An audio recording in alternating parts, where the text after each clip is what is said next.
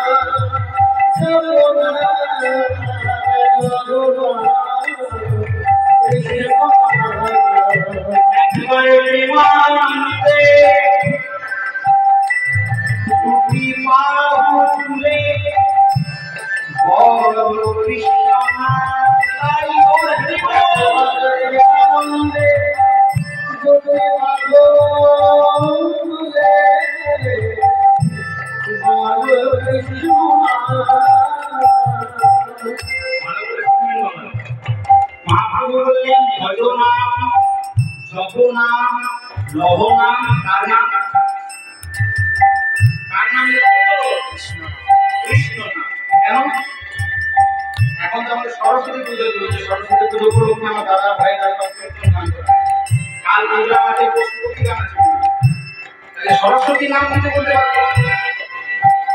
মা দুর্গার নাম নিতে বলতে পারতো মা কালীর নাম নিতে বলতে পারতো কেন বলতো ভালো করে শুনুন আরো নাম নিতে হবে একজনের নাম নিলেই হবে কেন জানেন মনে করো আমার মামা বাড়ি হচ্ছে আসানসোল ভালো করে শুনুন তাহলে বলুন তো মায়েরা আমার মামা বাড়ি যদি আসানসোল হয় আমার মায়ের বাপের বাড়ি জোরে বলে জোরে তাহলে আজকে এবার আপনারা বলুন তাহলে আমার বাবা শ্বশুর বাড়ি খুব ভালো করে উত্তর দিয়েছেন এবার ভালো করে শুনতে এটা দৃষ্টান্ত সিদ্ধান্ত আসতে হবে আমার মামা বাড়ি আসানসোল আমার মায়ের বাপের বাড়ি কোথায় বাবা শ্বশুর বাড়ি কোথায় এবার রাগ হয়েছে বাড়িতে ঝামেলা হয়ে গেছে প্রতিবারে স্বাভাবিক সংসারে আমার মা বলছে সংসারে থাকবো না আমি চললাম আমার বাপের বাড়ি জায়গাটা কোথায় গেল বেশ আমার বাবা মনে মনে চিন্তা করছে আমি যাই শ্বশুর বাড়ি জায়গা আর আমিও চিন্তা করছি আমি যদিও আপনাদের ঘরে কিন্তু সবসময় গ্রামে থাকা হয় না তাহলে যতদিন আছি ততদিন অনাথ হয়ে পিলাও আমিও চলে যাই মামা বাড়ি ভালো শুনবেন দৃষ্টান্ত সিদ্ধান্ততে কি উপনীত হব মা গেল বাপের বাড়ি বাবা গেল শ্বশুর বাড়ি আমি গেলাম মামা বাড়ি জায়গার নাম আলাদা কিন্তু জায়গা কেউ বলছে শ্বশুর বাড়ি কেউ বলছে মামা বাড়ি কেউ বলছে বাপের বাড়ি মা গো জল যা আবার জল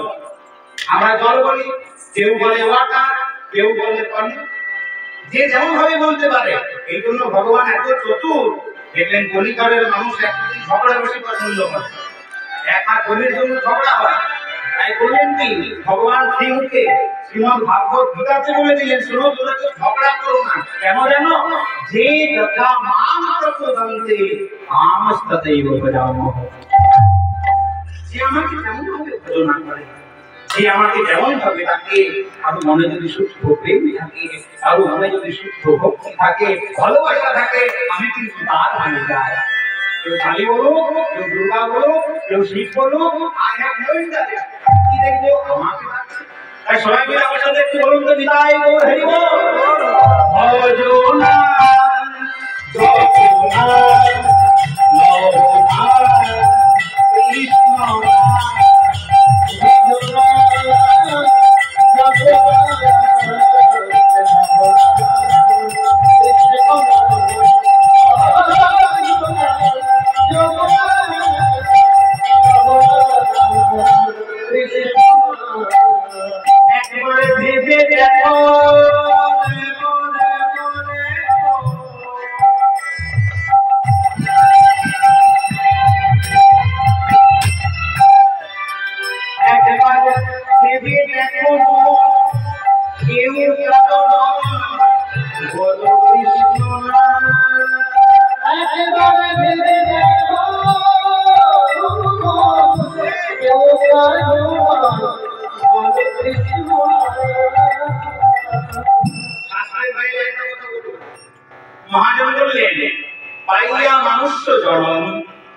জীব যদি করে পশু কর্ম পশুজনী হইবে নিশ্চয়। জন্মিয়া এই চরাচরে যে যেমন কর্ম করে কর্ম অনুযায়ী ফল তারে লইতে হয়। মায়েরা, কর্মফল কিন্তু সবারই জীবনে আসবে। এই কর্মফল ভোগ করতে হয়েছিল ভগবান কৃষ্ণকেও, সেও কিন্তু বাদ যায়নি। আমরা তো মানুষ, রক্তে মানুষের গড়া মানুষ, আকাশে কারণে সে অহংকার। তাই বলে শোনো, একবারে ভেবে দেখো মন, কেউ কাঁদো নয়, বলো কৃষ্ণ না উল্ধনি। একবারে ভেবে দেখো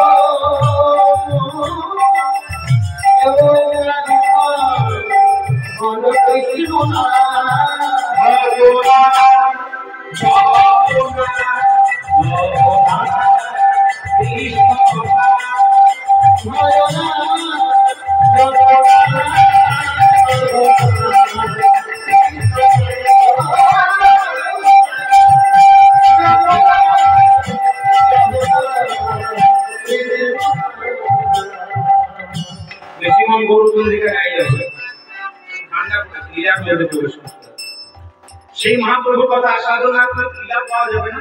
কারণ এই মহাপ্রভু কে? চৈতন্য চরিতামৃততে কৃষ্ণদাস কবিরাজ মহাশয় বললেন, রাধা কৃষ্ণ এক আত্মা, তুই দেহ ধরি, তুই দেহ ধরি, আনন্দে বিলাস আশাদ মনে করি।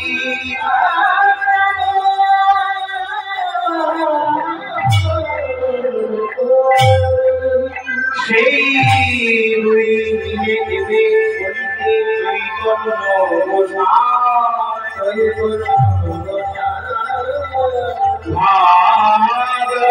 আশ্বাদিতে যদি একই হইলা।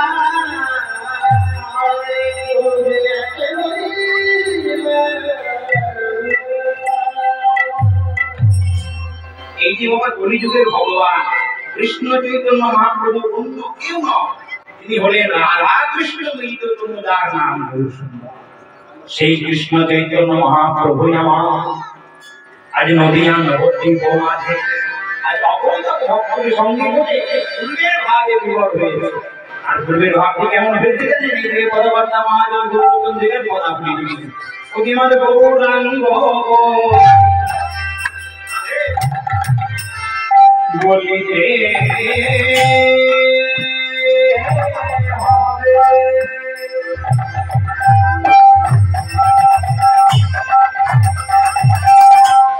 আবার গৌরাঙ্গ বলিতে হবে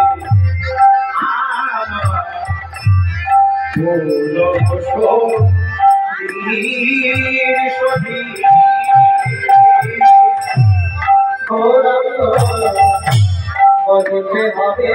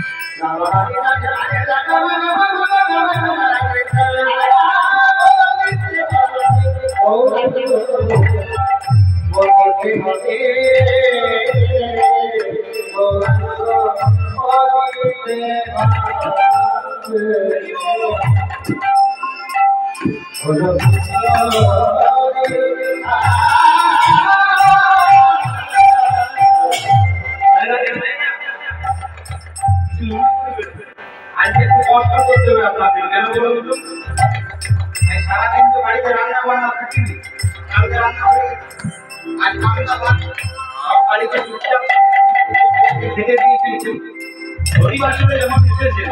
একটু উলুধ্বনিটা আমার কষ্ট করে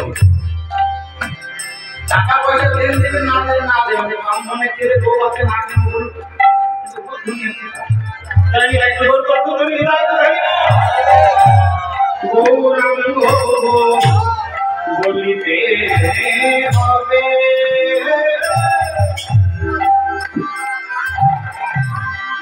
আবার গৌরাঙ্গ বলিতে হবে